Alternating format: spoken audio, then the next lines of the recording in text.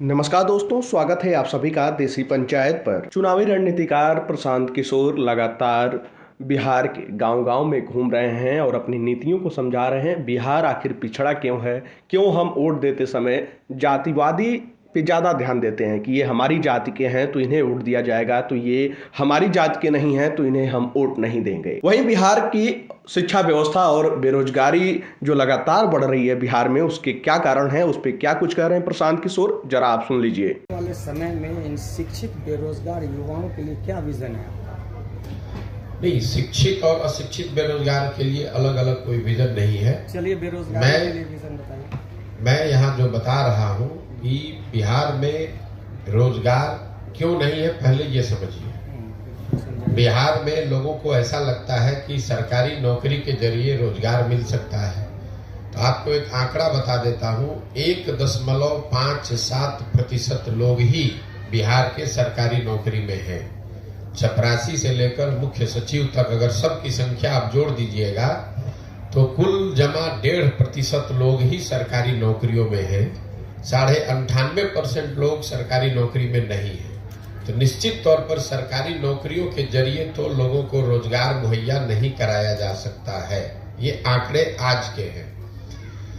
बिहार में रोजगार क्यों नहीं है? रोजगार दो वजह से नहीं है। एक, यहाँ की शिक्षा व्यवस्था अच्छी नहीं है, और दूसरा, रोजगार के लिए लोगों के पास पूंजी पैसा नहीं है।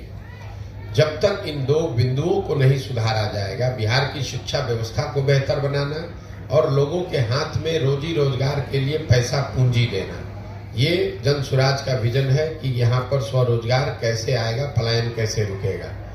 शिक्षा की जो स्थिति है वो लोगों को पता है। यहाँ पर स्कूल से खिचड़ी बट रही है, कॉलेज से डिग्री बट रहा है, पढ़ाई दोनों में कहीं नहीं हो रहा है। तो शिक्षित बेरोजगार, आपको भले वो शिक्षित लग रहा है, वो शिक्षित है नहीं, वो डिग्री धारक बेरोजगार है। वो शिक्षित बेरोजगार नहीं है, डिग्री धारक बेरोजगार है। उसने शिक्षा नहीं ग्रहण की है, उसने डिग्री हासिल करी है। लेकिन जो दूसरी बड़ी समस्या है कि आखिर ये बेरोजगारी खत्म होगी कैसे? बेरोजगारी यहाँ खत्म होगी लोगों को पूंजी मुहैया कराकर। बिहार में जो बिहार से पलायन है वो सिर्फ श्रम का पलायन नहीं है, लोगों का पलायन नहीं है, बुद्धि का पलायन नहीं है। एक बहुत बड़ा पलायन यहाँ से पूंजी का पलायन है, जिसकी चर्चा यहाँ लोग करते नहीं है, जिनकी समझ ज्यादा है नहीं लोगों को। पूंजी जो है वो रोजगार का सबसे बड़ा जरिया है। अगर मान लीजिए कि आपको बाल काटने आता है, अगर आपके पास 10, 20, 50 हजार रुपए हो और बैंक से आपको 1 लाख रुपया कर्ज मिल जाए, तो आप एक सैलून खोल लेंगे, उसमें 3, 4, 5 लोगों को नौकरी रोजगार दे देंगे। लेकिन अगर वो पैसा पूंजी आपके पास न हो तो बाल काटने आने के बावजूद जाकर किसी सैलून में आप नौकरी करेंगे, मजदूरी करेंगे। तो बिहार में पूंजी क्यों नहीं है? पूंजी के 2 स्रोत है, इसको पहले ध्यान से समझिए। पूंजी 2 तरीके से लोगों को मिलता है। एक, जो पैसा आप कमाते हैं, कमाने के बाद जो खर्च के बाद पैसा बचता है वही आपका मूलधन हुआ, पूंजी हुई। अगर आप 100 रुपया कमाए, 80 रुपया खर्च हुआ, 20 रुपया बचा, वही आपका पूंजी है। तो एक पूंजी का जरिया है बचत, दूसरा पूंजी का जरिया है बैंकों से मिलने वाला कर्ज। अगर आपके पास 20 रुपया बचा हुआ है, बैंक वाले आपको 50 रुपया कर्ज देंगे तो 70 रुपये का आप काम कर पाइएगा। तो बिहार में बचत इसलिए नहीं है कि यहाँ प्रति व्यक्ति आय है 35,000 रुपया। देश में प्रति व्यक्ति आय है 1,35,000 रुपया। तो 35,000 रुपया कमाने वाले समाज में इस महंगाई के जमाने में बचत तो इतनी बड़ी हो नहीं सकती है कि आपके पास पूंजी आ जाए। दूसरा, जो बैंकों में पैसा जमा हो रहा है, बैंक यहाँ लोगों को पूंजी दे नहीं रहे, ऋण लोन दे नहीं रहे। इसका उदाहरण आप समझिए। देश में बैंकों के ऋण को नापने के लिए एक पैमाना है जिसको कहते हैं क्रेडिट डिपॉजिट रेशियो। मतलब बैंक में कितना पैसा लोगों ने जमा किया, उसके बदले में बैंकों ने कितना पैसा समाज को अलग अलग काम के लिए ऋण के तौर पर, लोन के तौर पर दिया। घर बनाने के लिए, यूट्यूब चलाने के लिए, दुकान खोलने के लिए, गाड़ी खरीदने के लिए। और रिजर्व बैंक ऑफ इंडिया एक आंकड़ा जारी करता है जिसको कहते हैं क्रेडिट डिपॉजिट रेशियो। देश में ये आंकड़ा है 70% का। मतलब जितना देश भर के लोगों ने बैंकों में पैसा जमा किया, अगर 100 रुपया जमा किया तो बैंकों ने 70 रुपया कर्ज के तौर पर लोगों को वापस दिया। बिहार में सीडी रेशियो है 40%। 1990 में जब लालू जी मुख्यमंत्री बने तो बिहार में सीडी रेशियो था 40। लालू जी के 15 साल के शासनकाल में सीडी रेशियो घट के हो गया 28, और अभी 18 साल के नीतीश के प्रयास के बावजूद भी ये अभी भी 40 ही है। इसका असर क्या होता है ये समझिए। पिछले वर्ष ये हेडलाइन नोट कर लीजिए, पिछले वर्ष बिहार की गरीब जनता ने बैंकों में 4,21,000 करोड़ रुपया जमा किया। 4,21,000 करोड़ रुपया बिहार में लोगों ने बैंकों में जमा किया। बैंकों ने 40% के सीडी रेशियो के हिसाब से कर्ज के तौर पर 1,61,000 करोड़ रुपया लोगों को दिया। बाकी पैसा 2,80,000 करोड़ कहाँ गया? ये पैसा चला गया दूसरे राज्यों में जहां पर उद्योग धंधे लग रहे हैं, जहां स्वरोजगार है, जहां तरक्की है, जहां व्यापार है।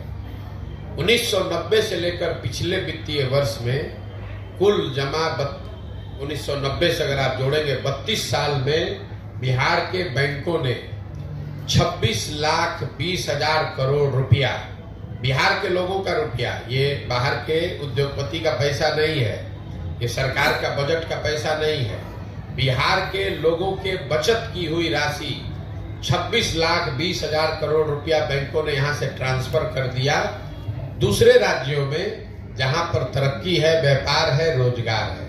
आप जरा अंदाजा लगाइए कि अगर 26 लाख करोड़ रुपया बिहार के बैंकों ने यहाँ के लोगों को ऋण के तौर पर भी दिया होता तो कितने ज्यादा लोगों ने यहाँ घर बनाया होता, कितने ज्यादा लोगों ने गाड़ियां खरीदी होती, कितने ज्यादा लोगों ने स्वरोजगार का कोई ना कोई शुरुआत करी होगी।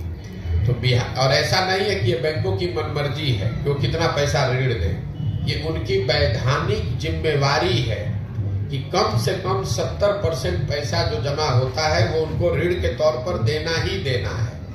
और उस कमेटी को चेयर करते हैं मुख्यमंत्री राज्य के।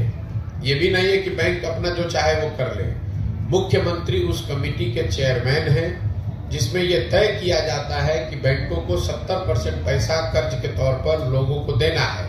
लेकिन बिहार में जैसे मुख्यमंत्री की बात पदाधिकारी नहीं सुन रहा है, अफसर नहीं सुन रहे हैं, उसी तरह से बैंक वाले भी उनकी बात नहीं सुन रहे हैं। और दूसरी दिक्कत यह है कि यहाँ के नेताओं को या समाज में इस बात की ज्यादा समझ है ही नहीं।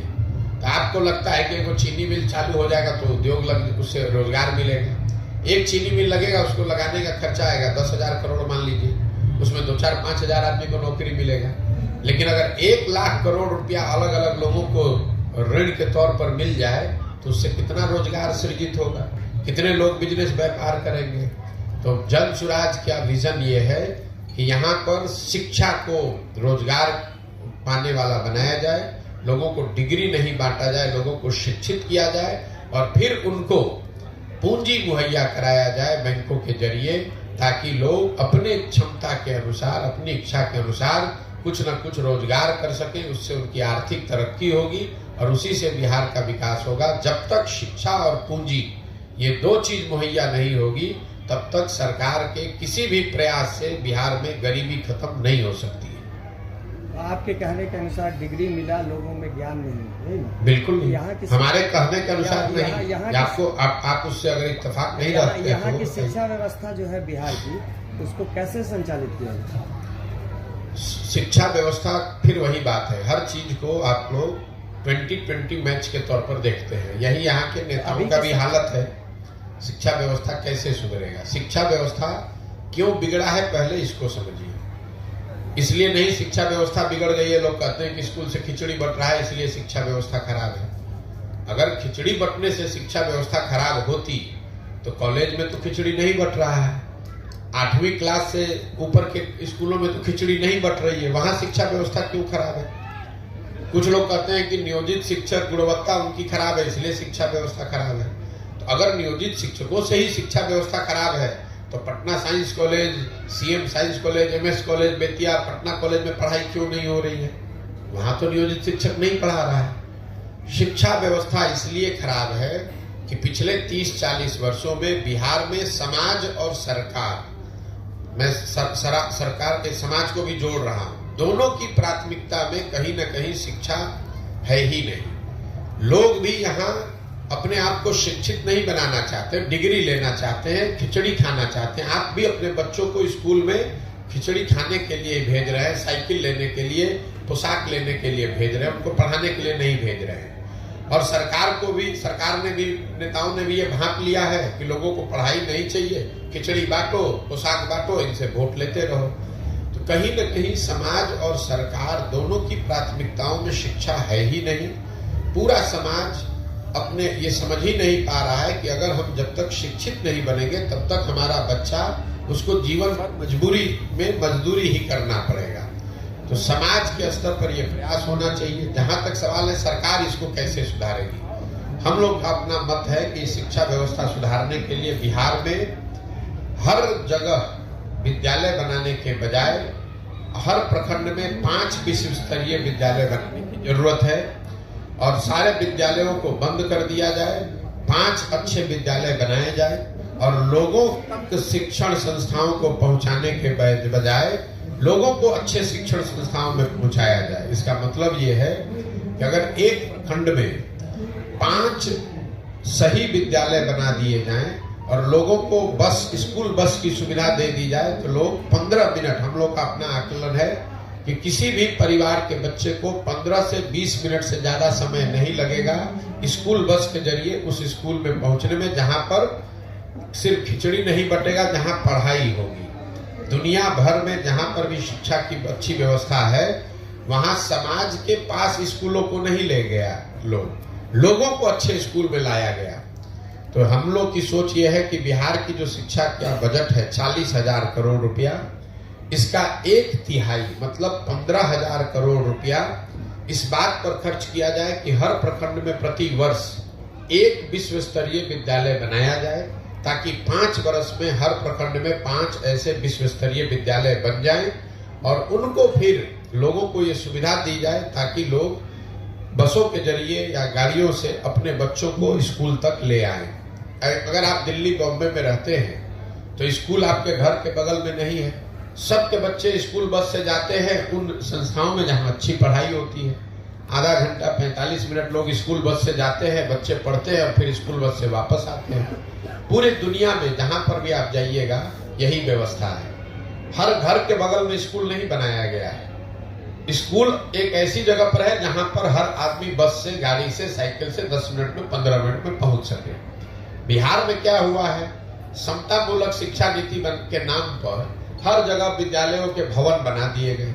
नतीजा क्या हुआ, जहां विद्यालय का भवन है वहां शिक्षक नहीं है, जहां शिक्षक है वहां भवन नहीं है, जहां दोनों है वहां बच्चे नहीं है, जहां तीनों है वहां पढ़ाई नहीं है। तो ये समतामूलक शिक्षा नीति बनाने के नाम पर पूरी व्यवस्था को चौपट कर दिया गया। जरूरत इस बात की है इस चीज को फिर से रीअरेंज किया जाए और सारी व्यवस्था को 4 या 5 बेहतर स्कूल बनाने के दिशा में समेटा जाए कि हर प्रखंड में कम से कम 5 अच्छे विश्व स्तरीय विद्यालय हो। अगर हर साल हम लोग एक विश्व स्तरीय विद्यालय भी बनाएं, क्योंकि पैसा इतना ही है बिहार में कि आप एक विद्यालय हर साल बना सके, मतलब 550 विद्यालय अगर डेली हर साल बनाए जाए अच्छे, तो वो सरकार बना सकती है। अगले 10 वर्ष में एक प्रखंड में 10-10 विश्व स्तरीय विद्यालय हो जाएंगे, बजाय इसके कि कहीं कमरा बनाए तो बेंच नहीं है, बेंच बनाया तो टीचर नहीं है, टीचर है तो पढ़ाई नहीं, इसका कोई फायदा नहीं है। क्या एक रिक्शा चलाने वाले से लेके राज्य और देश को चलाने वाले पूरे सिस्टम के बच्चे एक ही स्कूल में पढ़े, ये उपयुक्त नहीं होगा, ये बेहतर नहीं होगा शिक्षा के क्षेत्र में? नहीं, हम लोग लोकतांत्रिक देश में रहते हैं और ये कहना कि सारे लोग एक विद्यालय में पढ़ेंगे उससे शिक्षा की व्यवस्था अच्छी हो जाएगी, ये लोगों का भ्रम है। ऐसा दुनिया में कहीं कोई प्रमाण नहीं है।